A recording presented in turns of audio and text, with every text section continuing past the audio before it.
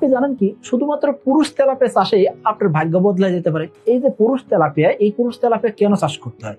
পুরুষ তেলাপিয়ার বৈশিষ্ট্য কয়েকটা, তার ভিতরে মেন যে দুইটা বৈশিষ্ট্য সেটা কি, মহিলা তেলাপিয়ার তুলনায় পুরুষ তেলাপিয়া 20 থেকে 30% গ্রোথ বেশি দেয়। পুরুষ তেলাপিয়া এবং মহিলা তেলাপিয়া যদি চাষ করেন সেক্ষেত্রে দেখবেন কি মহিলা তেলাপিয়া একটা বয়সে যায় তার বাচ্চা নেওয়ার জন্য বা তার পেটে বাচ্চা আসার জন্য সে রেডি হতে থাকে, এই জন্য তার গ্রোথ একটু থেমে যায়। কিন্তু পুরুষ তেলাপিয়ার তো আর এটা করতে হয় না, পুরুষ তেলাপিয়া তো বড় হতে থাকবে। এই যে এক নম্বর কারণ বলেন, তার মানে কি পুরুষ তেলাপিয়া দ্রুত বর্ধনশীল। দ্বিতীয় যে কারণে পুরুষ তেলাপিয়া চাষ করা উচিত সেটা কি, এই পুরুষ তেলাপিয়া বাচ্চা দিয়ে পুকুর ভরাই ফেলবে না।